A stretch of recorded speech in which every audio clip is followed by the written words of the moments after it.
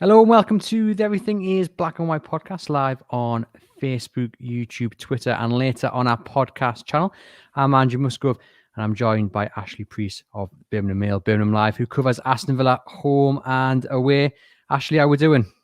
All right, yeah, it's still stinging a bit from Watford at the weekend. Just a horror first 45 minutes there. And we need to bounce back against Newcastle at Villa Park on Saturday. So the two sides know each other well, the managers know each other well. So it's all boils down to, should be a good one.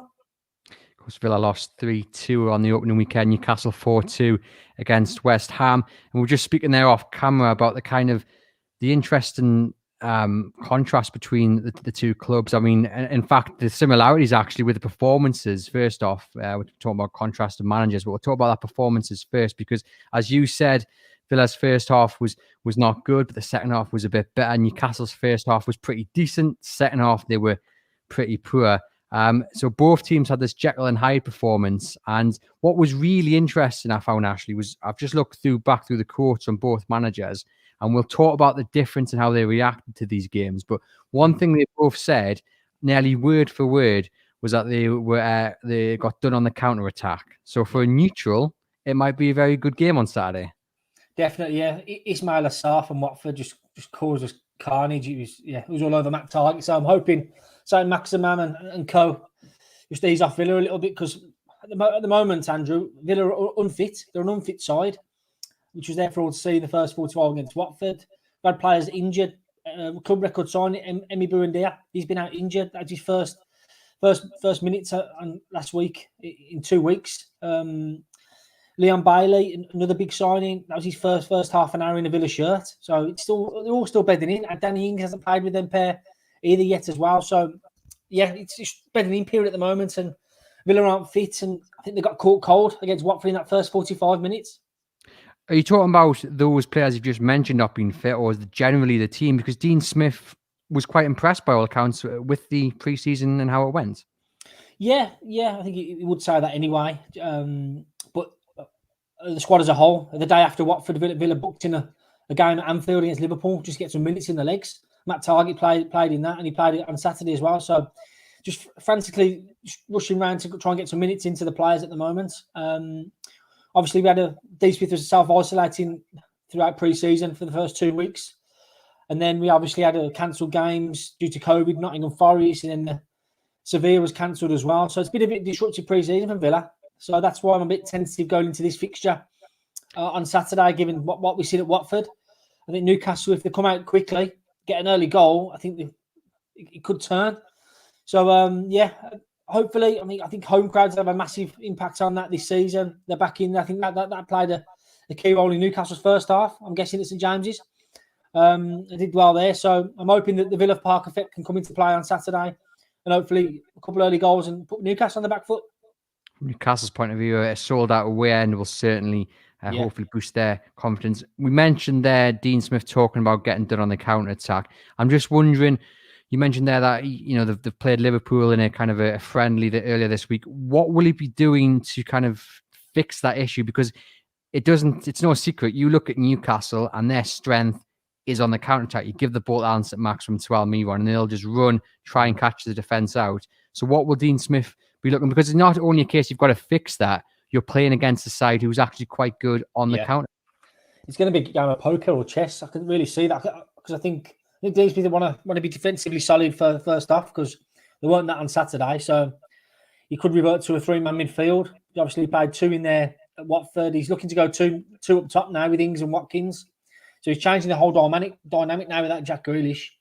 That's a bit of a concern there. But yeah, it could be quite a cagey first opening 20 minutes. Like a kind of a boxing match, sussing each other out. But yeah, Newcastle are the masters at that. I know they soak up the pressure and bang, St Maximum, Almiron, Callum Wilson. There you go. So Villa got to be wary of that threat. Likewise with Newcastle, Villa's threat. I mean, Watkins up front. That's a massive.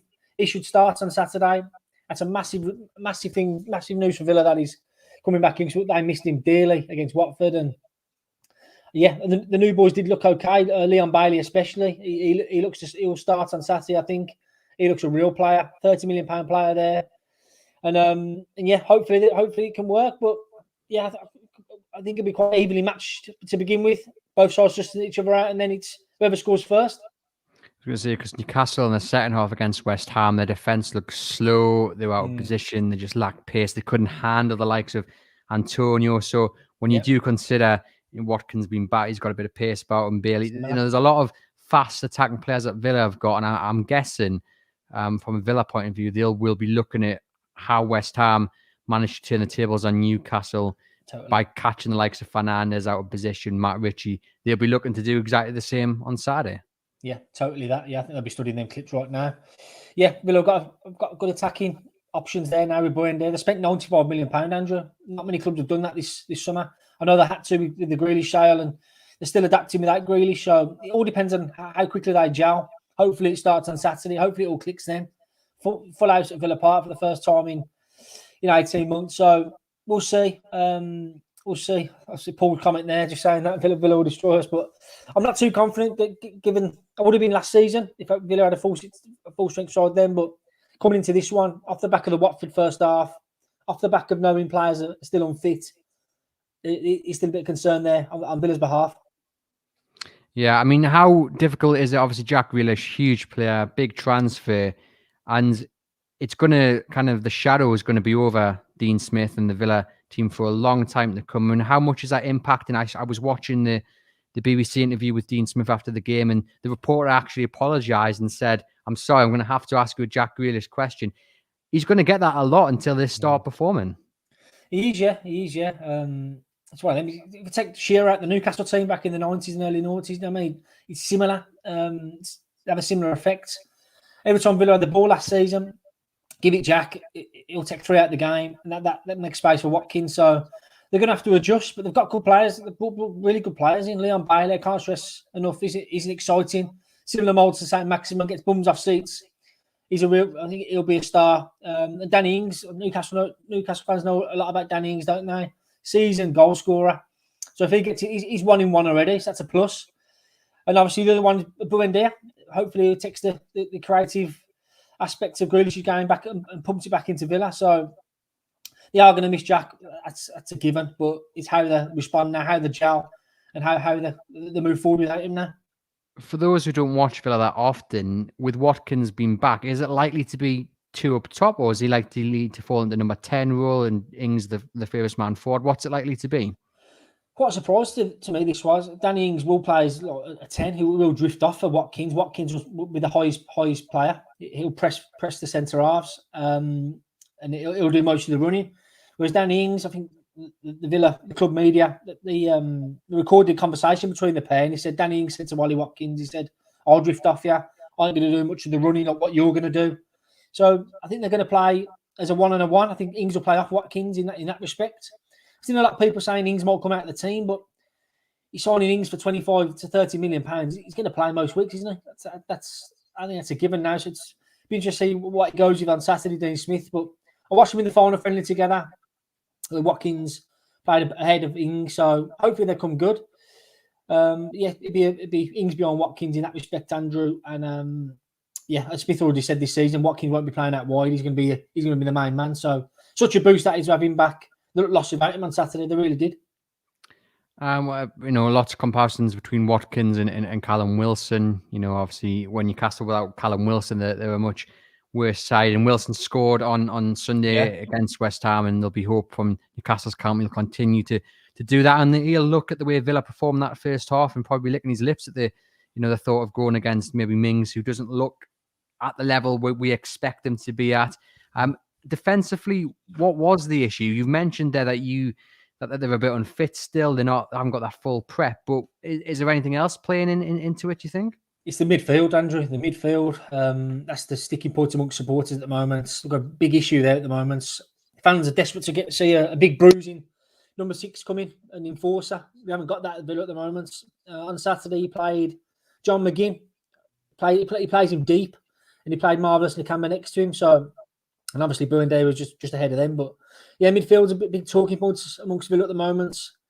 It's square pegs, round holes, I should say, with that at the moment. It's not gelling. So I'm interested to see how Newcastle line up.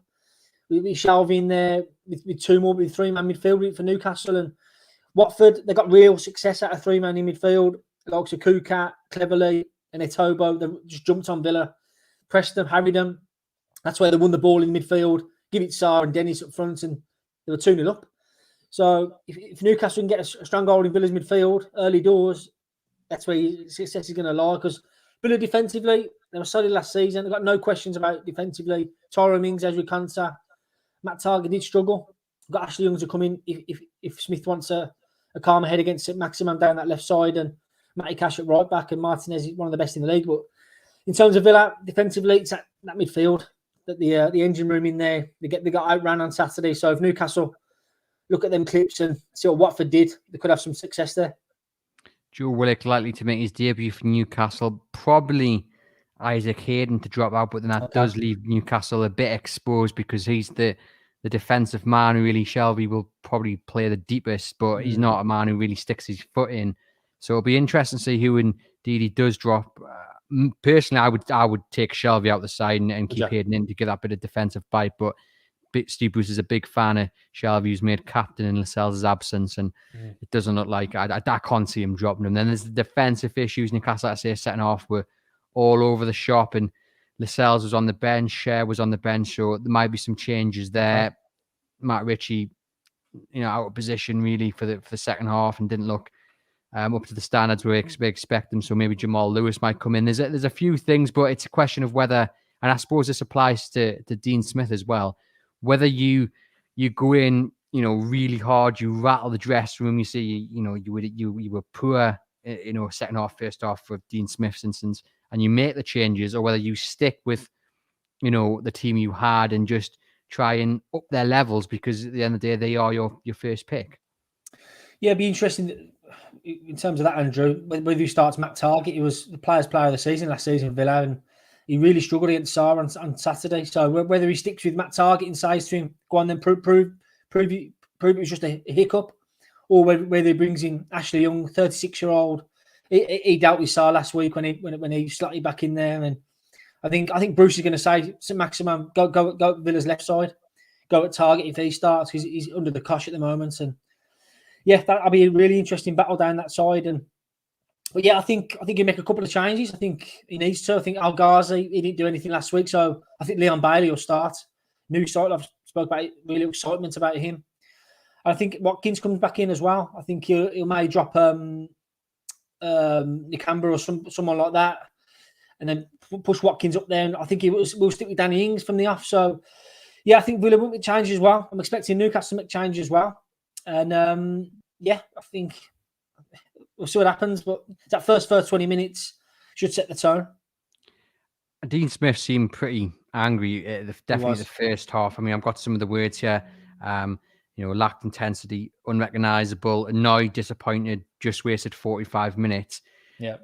Steve Bruce, in turn, actually blamed the penalty, said it was the turning point. He went for VAR. Quite rightly, it was a poor decision.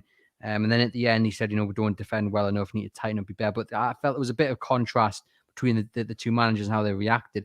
I'm just wondering, can you give our viewers and listeners any insight into how Dean Smith would have approached this week? I mean, would he have followed the same kind of line he did after the game, angry, getting right into them for performing so bad in the first half? Or will it be a bit more friendly behind the scenes, do you think? I think you put the arm around him. I think he knows the pre-season they've had. Not to mention John Terry's left, which Kelly's left, so the two assistants down as well. So, like you say, he's played in that disruptive pre-season. I think he put his arm around him this week. He said last week wasn't good enough, but they got that response, didn't they, Andrew? They scored 2 in the second half. They made a fight of it. They did improve big time in that second half. It wasn't hard to do, but I think that first 45, they caught cold. New crowd in there. They haven't been used to that. That played a part. Just that momentum, isn't it? If when Matt Target slipped over or something, the crowd are on him, and I think Villa wilted in that sense. So, tables turn for this weekend. Villa Park full, packed to the rafters. Everyone knows what the atmosphere can be like there as well. Similar to St James's when that's bouncing. So, I think that will play a big part in that first opening half an hour. So, I think he put his arm around him this week. He'll say we can't dip to that level again, and we've got to be on it from the word go. I think Newcastle will be banged up as well. I think Newcastle got something to build off from that first half against West Ham. They look bright. They got Wilson's in the goals already. So I think Bruce will play similar.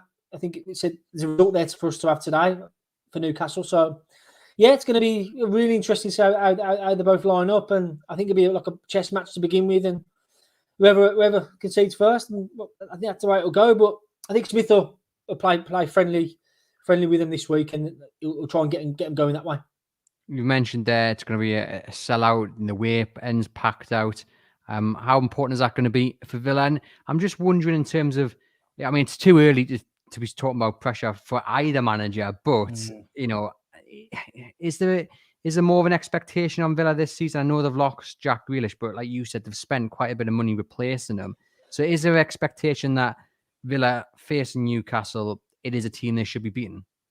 Yes, I think so. Yeah, given the start they've had, Watford, Newcastle, Brentford, they've got to put points on the board in the first 3 games. A lot of the talk amongst the group this summer, with interviews and stuff, with Europe this, Europe that. That's what they're aiming for this season. So they've set the pedestal quite high. Personally, I'd probably take a 9th or a 10th this season, building again. But fans aren't in that boat. They want to see Europe now. They want to see us kick on. That's what the club are talking about. The CEO, Christian Purslow, he spoke of his disappointments at missing out on Champions League last season when Villa was 6 points off with 2 games in hand on the top 4 before Grealish's injury. So they were bang up there, and then they've just faded big time when Grealish was injured. So, yeah, I think the pressure's on Smith this season. The club itself just cranked up another level. They've spent big again. They might be making one more signing as well to tip it over the £100 million mark as well. So, yeah, I think the expectation level is going to be sky high. What's it amongst Newcastle now, Andrew? Everyone's off Bruce's back, would you say? What would be a good season? A good season. I think there's a difference because I was outside the grounds against West Ham and was asking people this question: what can Newcastle achieve? And pretty much everyone came back and said, "Well, there's what we'd like to achieve and what we think is realistic." And I think you look at the ambition of Mike Ashley, and it is probably a mid-table, survive relegation, and hope that a few results could put you close to the top 10. But you know, it does seem to me and many other people that the ambition. I'm not even going to call it ambition. The aim is to survive. You make the numbers up, and hopefully a buyer comes along in the not too distant future to take the club off Mike Ashley. He's made it clear he doesn't want to be here, and that's playing into this kind of really low bar it's been set just to survive. And Newcastle fans I know they look quite enviously on it at Villa and the money they're spending, the ambition. The same when you look at Leeds and you hear their board talk about their hopes and desires for the club. And it is frustrating. But at the end of the day, Newcastle have got some decent players. They have got enough to be more than just making up the numbers. Yes, you know, top 10 might be a push, but, you know, there's no way that with a few weeks to go, they should be looking over their shoulder. You know, they should be comfortably away from it. And it's not what any Newcastle United fan wants to hear. We don't want to hear, you know, yes, mid-table. Well, hey, you know, we want to be doing more than that. But I think you've got to deal with realism. And this is Mike Ashley's Newcastle United, unfortunately. Yeah. But, you know, I think you can't look at teams like Villa, despite all the money they've spent with fear. You've got to look at them and think, well, you know what? Let's go out. You know, they're going to be at home. You know, we get an early goal, like you say, then Newcastle can be on top, and that will hopefully have an impact. There's no team is unbeatable in the Premier League, and that's how you've got to approach it. Sometimes Steve Bruce is guilty of talking up the other side a bit too much for people's liking. It'll be interesting to see what he does tomorrow when he talks about Villa. He's mentioned how they can't compete in the transfer market to the likes of Villa, which I know didn't go down well with a few Newcastle United fans. But on the pitch, you know, they've got enough to match them, I think. At least not to be fearful. It's just, you know, whether Steve Bruce has managed to sort out the defensive failures that we saw in the second half against West Ham. And, you know, it'll be interesting to see how they shape up and how hopefully they improve on Saturday. Business-wise, you done now? Would you say, or expecting a couple more? He's looking for a few loan players, but they're not going to be anyone. I don't think that will really turn heads. They'll be, you know, Newcastle are in desperate need of a bit of an athletic centre back, probably a box-to-box midfielder, and if we're lucky, a striker. But given they've spent 25 million on Joe Willock, they were set to be operating on a limited budget. I can't see them spending much more money, if any at all. Really, that's just getting my view. I'm not saying that's where the club lie. We know that they're on limited pot to spend, but yeah, it'll probably be a couple of loan signings of anyone. You're looking at maybe who Man United could, you know, spare, who likes Chelsea maybe can let go. You know, you guys got the young guy from Manchester United who Newcastle were looking at. Yeah, And that, Tuanzebe, yeah. yeah, that's the kind of players they're looking for in the lower market, and they can't even sign them. So that kind of shows you where that's a lot at the moment, unfortunately. And again, Steve Bruce is kind of, he's hindered by those above him because they don't want to splash the cash like Villa do. They don't want to splash the cash like Everton do. And Newcastle fans just want to see good players signed in a hope of doing more than just surviving. But like we say, this is Mike Ashley's Newcastle, unfortunately, and that's the way it is for now. I just want to give you some quick fire questions, if that's all right, just to finish off, Ashley. So yeah, go on. We've mentioned a few of the big players in the Villa side, but who is the main man Newcastle have got to keep quiet? John McGinn. I'll go McGinn. He scored a belting goal last week. My personal opinion, he should be playing higher, like he does for Scotland. Real goal scoring midfielder, but at the moment, Smith and last season, Smith played in quite deep. So, but yeah, John McGinn started the season well. Funny line for Newcastle fans is he said in an interview recently, he said he's ditched all the club sandwiches and the pints over the summer. He's on yogurts and apples now. He's the fittest he's ever been. So I'll go John McGinn. I think he could be a player signed by Villa, signed by Bruce at Villa. So hopefully he can come good. Where's the main weakness? If you were telling Steve Bruce this is where you can hit Villa, what would you be telling them? Yes, at midfield. At the midfield, if you get on top of Villa in midfield, you're going to have success. Villa haven't sussed that out at the moment. It's square peg round holes, like I've said, and just that's the main issue. You can really hurt Villa there in midfield. Ironically, that was probably Newcastle's as well, because if you overrun them in midfield, it's then the defense is left unprotected despite exactly that. Technically being 5 at the back. Who are you most looking forward to seeing from a Newcastle point of view? Who do you fear the most? It's obvious what he's saying, Maxima. He's plays like he plays on the streets and really like him. Got personality. Loved his assist last week. One way, the other way, the other way, the other way. Yeah, makes you smile, doesn't he, Maxima? The way he plays, and he's loved up there, isn't he? It's great when the cameraman doesn't know which way he's going. Yeah. I love that. Love that. And just finally, then, Ashley, what's the score going to be? I've got 2-2. I've got a 4-goal thriller. I'm going to go 2-2. Newcastle might peg Villa back late on. A lot of nerves, I think, in both camps at the moment, given the starts they've had. So yeah, I'm going to go for a bit of a goal fest. 2-2. Willett might get one on his debut, and I think Watkins and probably Bailey might get one for Villa. So yeah, I got 2-2. Yeah, I'm going to go for a win. So the audio version of this is going on the end of match preview with John Gibson in there. I stated that Newcastle will win on Saturday. I don't know. I'm feeling a little bit confident. I just think, with the Joe Willock boost, the full away ends, it's going to be fantastic. And I think I'm hoping Newcastle will get that win and kickstart their season. Yeah. And they haven't scored since Obertan scored there, so going back a while. So yeah, you do a goal, aren't you? Yes, fingers crossed. And from a Newcastle point of view, anyway, Ashley, it's a good day for Newcastle on Saturday. We do appreciate you popping on the Everything is Black and White podcast. Anyone interested, you can head over to Birmingham Mail to follow Ashley. He'll be bringing the Aston Villa insight, of course, from the game on Saturday. From a Newcastle point of view, head over to chroniclelive.co.uk to keep up to date with all the latest Newcastle United news.